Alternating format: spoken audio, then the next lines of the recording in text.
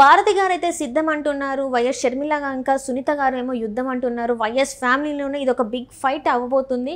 So ఇప్పుడు ఈ month 25న అయితే పులివెందుల నుంచి జగన్మోహన్ రెడ్డి గారు అయితే నామినేషన్ వేయబోతున్నారు. మరి అక్కడి నుంచి కాంగ్రెస్ పార్టీ నుంచి మరి ఎవరు పోటీ చేయబోతున్నారు ఏంటి? సో ఈ అంశాన్ని మనకు వివరించడానికి మనతో పాటు ఉన్నారు ప్రముఖ సీనియర్ జర్నలిస్ట్ జగదేవ్ గారు. నమస్కారం. నమస్తే. సరే, ఇప్పుడు చూస్తున్నట్టయితే పులివెందుల నుంచి భారతి గారు జగన్మోహన్ రెడ్డి గారు తరపున ప్రచారం చేయబోతున్నట్టు మనకి వార్తలు ఉన్నాయి. అండ్ చేస్తారని కూడా చెప్తున్నారు. అండ్ అక్కడ నుంచి మరి సునీత గారు కావచ్చు, వైఎస్ షర్మిల గారు కావచ్చు, ఎలా ఉండబోతుంది? వీళ్ళిద్దరి మధ్యన ఫైట్ అనేది ఎలా ఉండబోతుంది అసలు? ఇప్పుడు భారతి గారు వివాదాలకు అన్నిటికీ దూరంగా ఉండే వ్యక్తి. రాజకీయానికి సంబంధించి కూడా ఆవిడ ఎప్పుడు ఇన్వాల్వ్ అయినట్టుగా అక్కడ చూడలేదు. ఎప్పుడైనా ఆయన అధికారికంగా ఇప్పుడు మొన్న అఫ్కోర్స్ ధ్వజారోహణం బ్రహ్మోత్సవాలకు కూడా సింగిల్గా వెళ్తారు, ఆవిడ ఎప్పుడు రారు. కాకపోతే అధికారికంగా ఏదైనా పార్టిసిపేట్ చేయాల్సి వచ్చినప్పుడు పక్కన భారతి గారు ఉంటారు తప్ప నిజంగా ఆ విషయంలో ఆవిడ ఎప్పుడు పార్టిసిపేట్ చేయరు, ఎక్కడ స్టేట్మెంట్ కూడా ఇవ్వరు. అటువంటిది రాష్ట్ర వ్యాప్తంగా క్యాన్వాసింగ్కి పార్టిసిపేట్ చేస్తే ఓకే, కేవలం పులివెందుల్లోనే పార్టిసిపేట్ చేయడానికి కూడా సిద్ధపడ్డారట. ఎందుకు?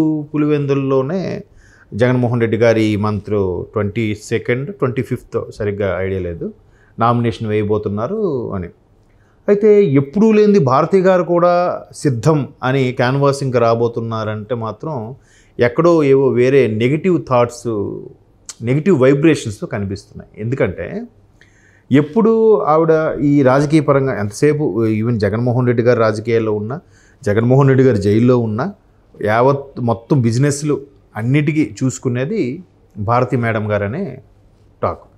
వాస్తవం కూడా అది. ఎందుకంటే ఆవిడే మొత్తం సాక్షి సంబంధించి కానీ లేదంటే వేరే వ్యాపారాలకు సంబంధించి అన్నిటికి కూడా ఆవిడే చైర్మన్గా వ్యవహరిస్తూ అన్నీ చూసుకుంటారు.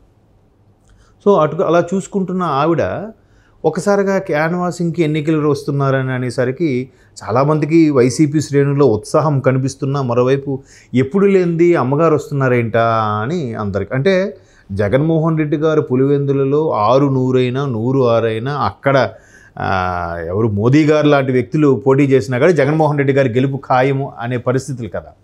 మరి అలాంటప్పుడు ఆవిడ ఎందుకు ఇప్పుడు క్యాన్వాసింగ్కి వస్తున్నారంటే జగన్మోహన్ రెడ్డి గారి గెలుపు కూడా డౌట్గా ఉందా అని అలాంటి సందేహం వచ్చి ఒక రకమైన భయభ్రాంతులకు లోనయ్యే భారతి గారు కూడా దిగబోతున్నారా అనేది ఇప్పుడు క్వశ్చన్ మార్కు.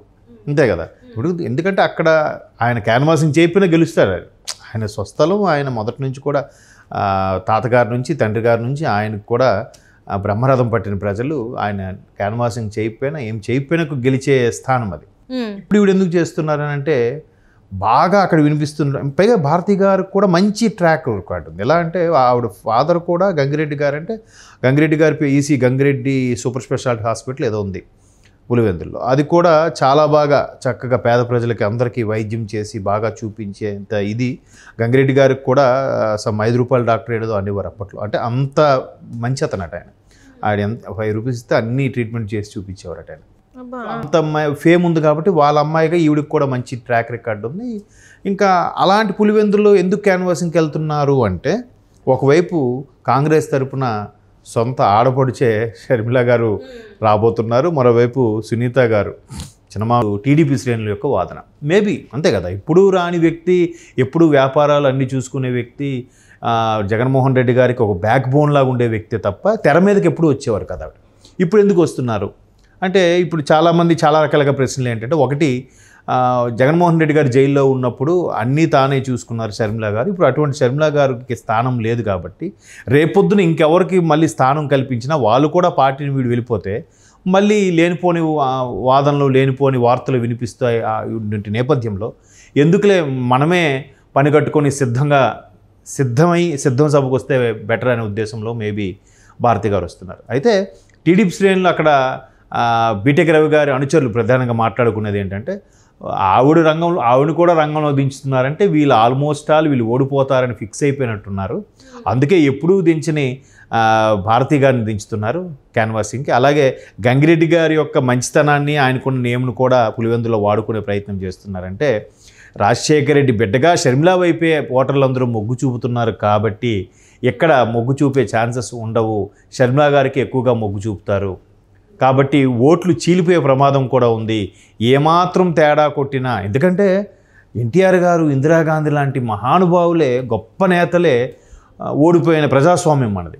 మొన్నటికి మొన్న కేసీఆర్ గారు కూడా ఓడిపోయిన ప్రజాస్వామ్యం మనది కదా. అంటే 2 స్థానాల్లో ఒక స్థానం గెలిచారనుకోండి, కామారెడ్డిలో ఓడిపోయారు కదా. అటువంటి ప్రజాస్వామ్యంలో జగన్మోహన్ రెడ్డి గారు కూడా చెప్పలేం కదా.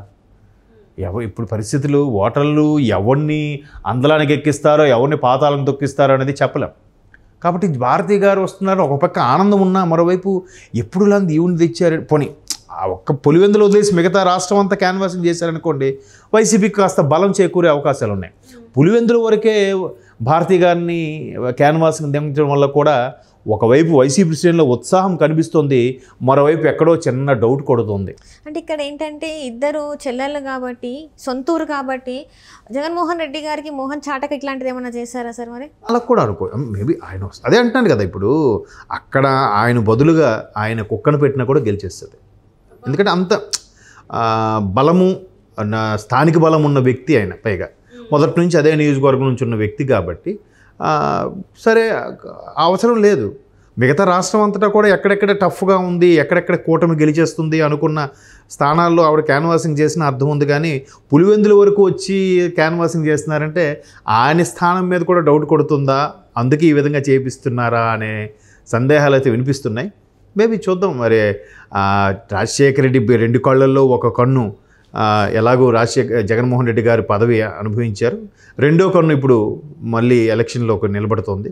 ఒకే ఇంటి నుంచి 2 కళ్ళు వచ్చినప్పుడు ఏ కన్ను పొడుచుకోవాలి, ఏ కన్ను ఉంచుకోవాలంటే స్థానికులకి, ఆ అభిమానులకు కూడా, కొంత రాజశేఖర రెడ్డి గారి అభిమానులకు కూడా ఇది కత్తి మీద సామే. అంటే ఇప్పుడు చూస్తున్నట్టయితే షర్మిల గారు కొన్ని వ్యాఖ్యలు చేస్తున్నారు. ఎట్లాంటి వ్యాఖ్యలు చేస్తున్నారంటే, హంతకుల సైడ్ నిల్చుంటారా, రాజశేఖర రెడ్డి బిడ్డగా నన్ను నా సైడ్ నిల్చుంటారా అని చెప్పేసి అంటున్నారు. అంటే ఇండైరెక్ట్గా జగన్మోహన్ రెడ్డిని కాకుండా నాకు సపోర్ట్ చేయండి అని చెప్పి తను అడుగుతుంది కదా. ఆవిడ కూడా ఏమంటుందంటే, జగన్మోహన్ రెడ్డి అనే వ్యక్తి హంతకులకు సపోర్ట్ చేస్తున్నాడు. ఆయన హంతకుడు అన్నట్లే. జగన్మోహన్ రెడ్డి అనే వ్యక్తి తప్పు చేసేవాడిని తప్పని వేలెత్తి చూపించట్లేదు, వాళ్ళని కాపాడుతూ వస్తున్నాడు అనేది ప్రధాన ఆరోపణ షర్మిలా గారు కానీ, సునీత గారు కానీ. And moreover BTech Ravi గారు కూడా ఏమన్నారు మనం రీసెంట్గా పులివెందుల్లో, అసలు విజయమ్మ గారు వేదిక మీదకి రావాలి, ఆవిడ మాట్లాడాలి, అసలు ఆవిడ సపోర్ట్ ఎవరికి ఇస్తున్నారు. ఇక్కడ నుంచి ఆంధ్ర తెలంగాణ వెళ్ళినప్పుడు ఇకపై బిడ్డతో ఉంటా అని చెప్పి వెళ్ళిపోయారు సింపుల్గా. ఇప్పుడు మరలా బిడ్డ ఇక్కడికి వచ్చేసింది, బాబు ఎక్కడ ఉన్నాడు, బిడ్డ ఎక్కడ ఉంది, వీళ్ళిద్దరిలో ఎవరి వైపు నిలబడతారు, ఎవరి వైపు నిలబడితే రాజశేఖర రెడ్డి గారి ఆత్మ శాంతిస్తుంది అని మరి ఆవిడే చెప్పాలి. ఆవిడ చెప్తే ఒక క్లారిటీ వస్తుంది అని ఆవిడకి నేను సూటి ప్రశ్న వేస్తున్నాను అన్నట్టు కూడా అన్నారు. సో మీరన్నట్టే చాలామంది కూడా ప్రశ్నిస్తున్నారు, చూడాలి మరి. అంటే ఇది నిజంగా పులివెందుల రాజశేఖర రెడ్డి గారి అభిమానులకు మాత్రం కొంచెం ఇబ్బందికర ప్రశ్న ఇది, అంతే కదా.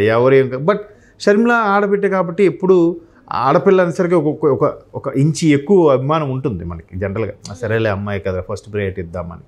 సో మరి ఇప్పుడు ఆ ఓటర్లు ఏం చేస్తారనేది మనకి ఇంకొక